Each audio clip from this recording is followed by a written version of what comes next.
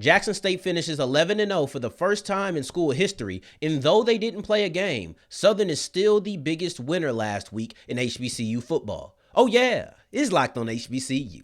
Play my music. You are Locked on HBCU, your daily podcast covering HBCU sports.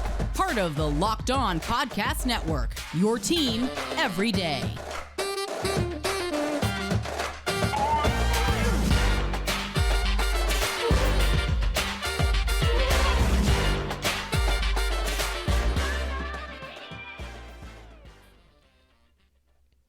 What's going on, family? Welcome back to another episode of the Locked on HBCU podcast, your number one daily one-stop shop for everything HBCU athletics, Monday through Friday, part of the Locked On Podcast Network, your team every day. And I, of course, am Darian Gray, a.k.a. the Mouth of the South, Texas Southern alum and former TSU Herald Sports editor. Thank you for going on this journey with me, making Locked on HBCU your first listen of the day, every day. And remember, just because the mic cuts off does not mean that the journey is over. It just means it's time to follow me on Twitter at South Exclusives, which you can see right there at the bottom of the screen. Or if you are on the audio side, don't forget the S. All right. Now we're going to kick it off because Jackson State had a phenomenal year, right? And they finished 11-0 for the first time in school history. And this is something that should be celebrated. I know a lot of times when we just see a team that we expect to be good, it's easy to just disregard it. But this is the first time in school history, like I said,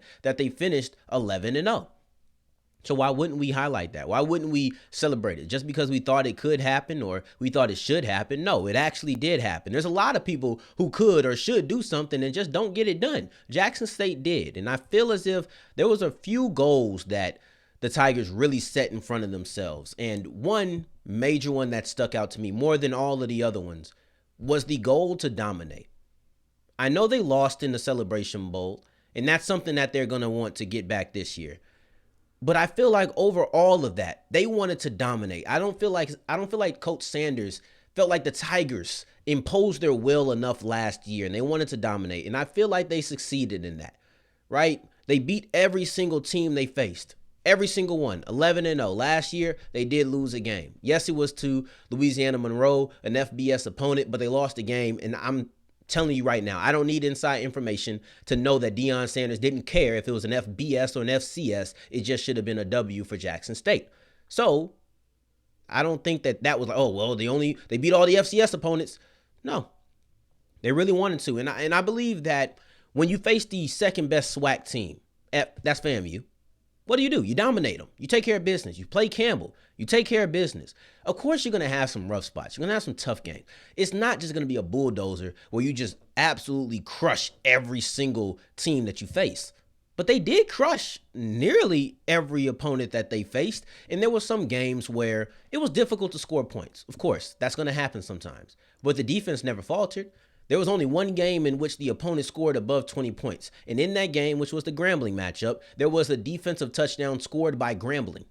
In other words, the Jackson State defense didn't even give up 20 points in any game this year. They were absolutely dominant. Aubrey Miller has been one of the most standout players in FCS football this year. And then, of course, you have Shedeur Sanders, who is getting national acclaim. So you have the team aspect. You have each unit. You have the official, or how could I forget about Travis Hunter, who's really picked it up over the last couple of weeks. So you had the individual units, you had the individual players, and then you also had the team all stand out to make this become an 11-0 season. Now, of course, let's be clear. I know it's not done. I know we're still fighting. I know that you're still looking at the Celebration Bowl. However, I think that this was a proper moment to kind of just step back and highlight what Jackson State had accomplished, because they're not finished. They're not satisfied. I don't even know if they're celebrating this. Jackson State fans should be. I know a lot. I know that. Oh, well, what happened in the Celebration Bowl? Let's cut that for a minute, man. Let's cut that for a minute, because so often we always look into what's next, what's next, what's next. How about what's now? What's here? And that's the present. And that's the fact that for the first time in school history, they went 11-0. I'm going to celebrate this for right now. You don't have the Celebration Bowl until a month away. We still have another SWAC game. We don't even know who Jackson State is going to be facing in the SWAC championship. There's so many things that you could be looking forward to But I just want to look at right now because this season has been great. Shedeur Sanders is a finalist for Coach of the Year yet again. Shedeur Sanders is a finalist for the FCS MVP, or at least he should be. I don't know if that's been announced yet. I know that Travis Hunter has been announced as a finalist for the Jerry Rice Award. There are so many great things happening at Jackson State that I refuse to look forward past what is today, November 22nd. I ain't looking past that. I'm looking at November 22nd and everything that they have done before that because we deserve to highlight what a great season this was by the Jackson State Tigers. And going forward, we're going to switch from one big cat to another, going from them Tigers to them Jaguars. Yes, the Southern Jaguars. They were the biggest victor, the biggest winner in all of HBCU football. And the crazy part about it is they didn't even play a game this weekend. But that is still the truth. But today's episode is brought to you by Upside, and so many people have been cutting back, whether that's groceries, whether that's even going to the grocery store because you don't want to have to pay the gas prices, if that's eating out. There are so many reasons to cut back, but I'm going to tell you one reason you can start to splurge just a little bit more, and that reason is Upside, because all you have to do is go to whatever place is sponsored by Upside, right? As long as Upside is taken there. You can go to the gas station. They tell you which gas stations to go to. I had a Thai restaurant tell me, oh, well, you're going to get 6% back. Oh, this is phenomenal. All these things with Upside allow me to go do more than I might have done if I was too busy worried about, oh, man, I don't want to pay this, pay that. With Upside, you pay the price, but then you get money back. And it goes to your Upside account, or you can get it to your bank account, or you can get it to a numerous amount of gift cards. But they have so many avenues at Upside that you cannot help but win. And all you have to do is use the promo code LOCKED, and you will get $5 or more back on your first purchase of $10 or more. Don't make the mistake I did. Go get that right now. So to keep on rolling on today's episode of Locked On HBCU, I appreciate you for making us your first listen of the day. Every day for your second listen of the day, check out Peter Bukowski, who brings on local experts who have inside information on these national stories to actually break them down instead of the national guys and girls who they don't really know. They just kind of know. Right? You can get that on wherever you listen to your podcast. And today's title sponsor is Upside, who we just got done talking about. Download the free Upside app and use the promo code LOCKED to get $5 or more cash back on your first purchase of $10 or more. I want to switch gears. We talked about Jackson State and the phenomenal season that they just had, and it's not over yet. But now I want to kind of shift over to the West. We talked about the East champion. Let's switch over to the team that has the opportunity to solidify themselves as the SWAC West champion and be a part of the SWAC championship game. That's the Southern Jaguars. And I understand that Southern didn't play a game. They had a bye before the Bayou Classic like usual, but for some reason, and I'm going to tell you the reason, they were the biggest winner, not just in the SWAC West, not just in the SWAC, but in all of HBCU football. This wasn't a great week as far as HBCU football goes. It just was not a great week. The teams that needed to win didn't win. Fayetteville State, nope, lost to Wingate. Lost to Delta State. Virginia Union lost to Wingate. Those are playoff games. It was win or go home. They obviously didn't win, so we know that they're going home. Playoff games in the D2 landscape. Now all you have is Benedict College up. You look at Howard versus Morgan State. I can't really tell you who needed it more. I think it could have been a big victory for both teams. So one of them had to win. So I'm going to call that a draw. I'm just going through all of the major games. North Carolina A&T loses the Big South Championship to Gardner-Webb. You starting to see a pattern. People just didn't win the games they needed to win. FAMU was the one team who did. FAMU won the game that they needed to win. Just didn't work out for them. We talked about it. They didn't make the playoffs, but they needed to beat Bethune-Cookman, and that they did. Other than FAMU, I can't think of a single HBCU this weekend, and I would love to know if you could. Drop it in the comments. We can talk about it. I can't think of an HBCU who needed to win that did win. The closest thing is Howard, and I just can't tell you why they needed the victory more than Morgan State, and they're both HBCU, so it's like a draw. I just can't do that.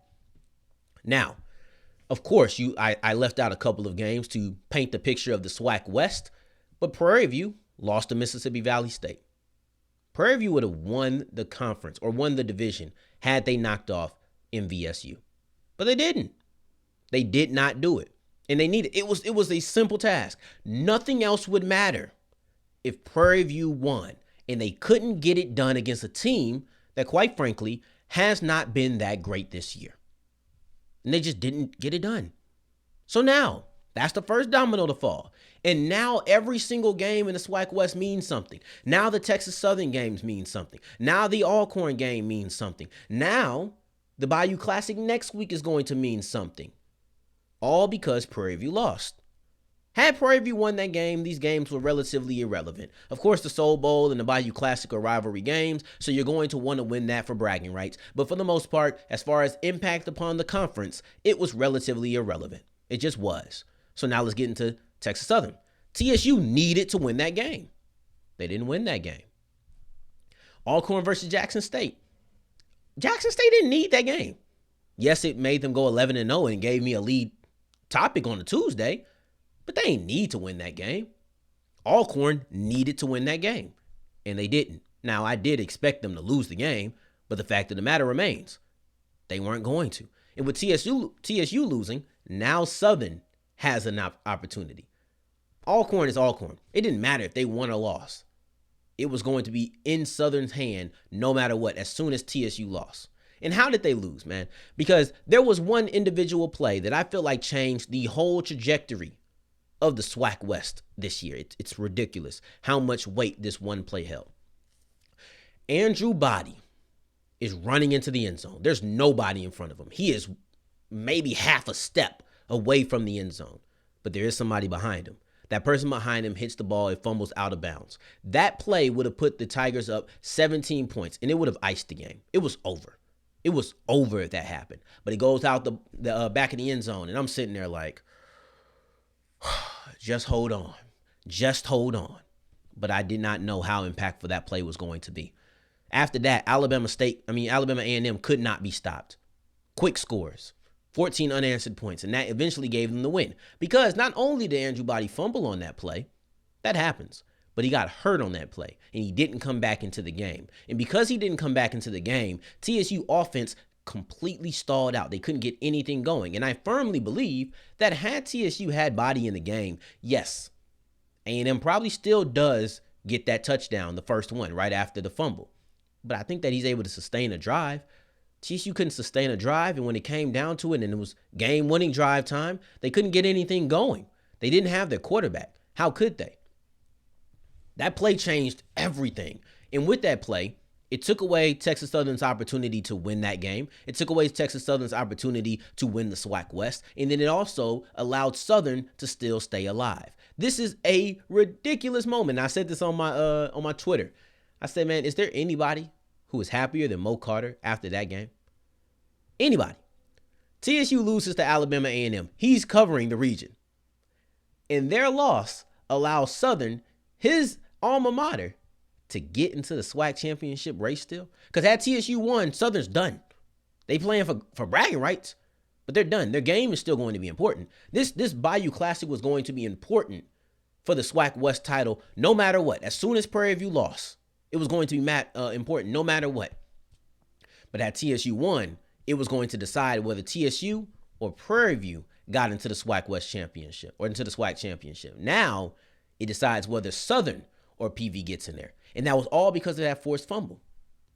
This is crazy, man. I'll tell you the truth. When PV lost, TSU was jumping for joy. And I say TSU was jumping for joy because I was jumping for joy. Literally. I was literally in my house hopping. Because I was excited. I'm like, oh, this is the moment. And TSU is up.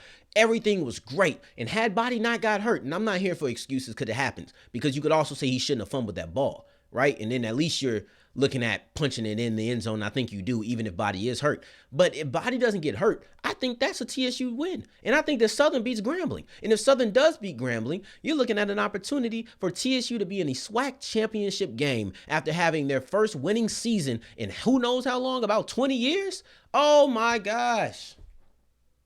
Y'all don't understand how much it hurts for this not to be the case. This one stung.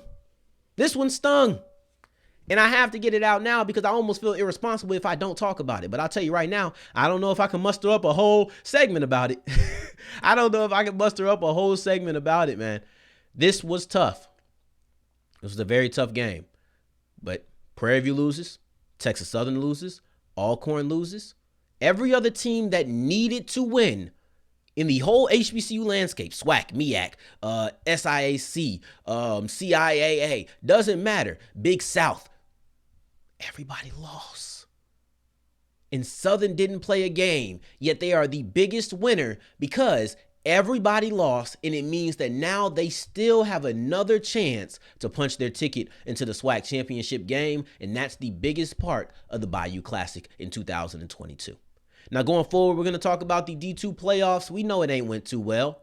Fayetteville State lost, and so did Virginia Union, but we are still going to break down these games. Now, before I do that, today's episode is brought to you by BetOnline. Shout out our people at BetOnline for giving us the best odds, props, and lines than ever before. BetOnline is the #1 place for all sports wagering because they are so versatile. They are so informational. They're going to give you information that helps you make a logical bet, and logical bets lead to more successful bets. I can go put some money down on the World Cup. I don't know a thing about soccer. I could be right, maybe. But if I'm educated, I can actually tell you why Brazil is going to do this, why the USA is going to do this. That's what BetOnline provides you. Now, who made some money this Sunday? I hope you put some money down on my Saints because, listen, we got the win, baby. But if you put some money down on BetOnline, not only did we get the win, you got the win. And that is the most important part. Put your money down on BetOnline where the game starts. As we're wrapping up today's episode of Locked on HBCU, I want to talk about these D2 playoffs. Listen, we've had some really good moments, and I'm not going to harp on this too long. I'll keep it brief, so you don't need to cut it off now. All right, we're going to talk about these D2 playoffs that just did not end well for HBCUs. We still have one alive. And that is the Benedict College Tigers. But Fayetteville State, Virginia Union, they were the two teams that I listed first when talking about HBCUs that just weren't getting it done. They just did not get it done. And unfortunately, they have to go home and the playoffs are over for them. It's really a tough break because as far as Fayetteville State goes, this isn't shocking. They're playing against Delta State, the team that was the #2 ranked team in the region. One of the better teams. A lot of people felt like they were going to be a top 4 seed as far as just all together. So a #1 seed in the region, but they ended up suffering an upset loss towards the end of the year. And who knows, maybe I told you I was surprised that West Georgia didn't make it. Maybe that should have been the matchup because Fayetteville just looked completely outmatched.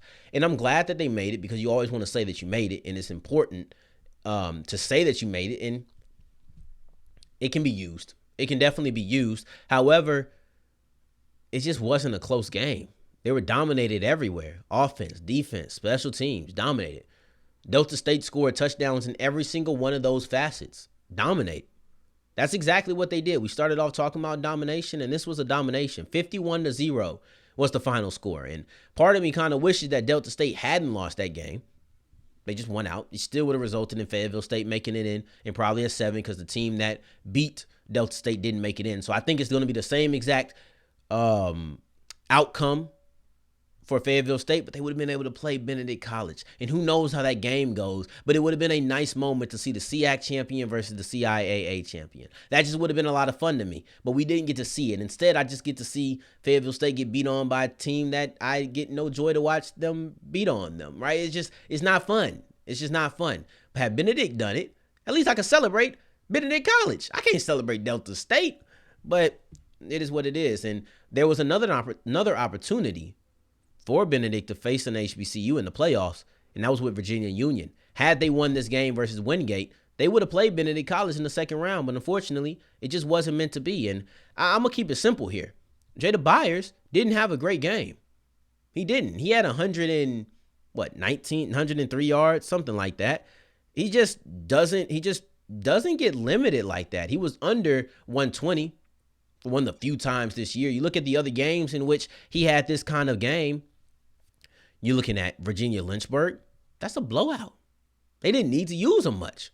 St. Augustine, they ain't even use him much. But then you look at Chowan in this game. Most of these games, he had low yardage output, but still a decent amount of carries. What happened in both of those games? The two games in which Jada Byers got a good amount of carries and didn't have a lot of yards, Virginia Union lost those games. And that's just the unfortunate reality when you have to rely on a player and he's your source of offense. Sometimes that guy's not going to have the greatest of games, and sometimes your offense will pay for it. Nobody else stepped up in that matchup, and that's why you end up seeing them lose this game. But to talk about how it happened, Byers said he's never seen linebackers flow like that. Coach Parker said that, they just got to start faster when they're in this position again. It sounds like it was just inexperience, not knowing how fast this was going to go. Maybe not expecting these linebackers to be flowing in the way that they did and really shut down Byers. We'll see if he can still get that Harlan Hill trophy, but it's going to be tough. You would have liked to see them, extend to that second round. Byers could have cracked 2,000 yards. It's a lot of things that could have happened, but they just didn't.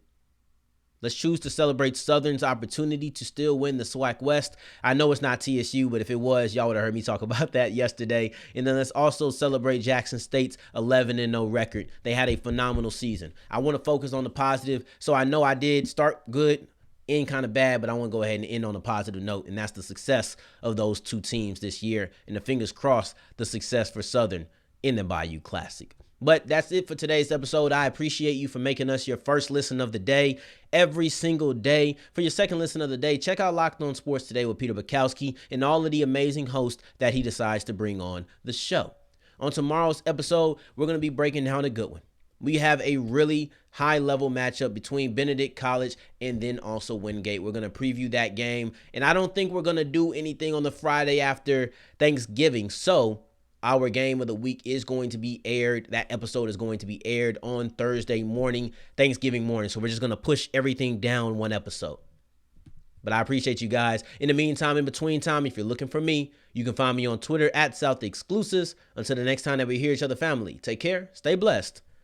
Peace.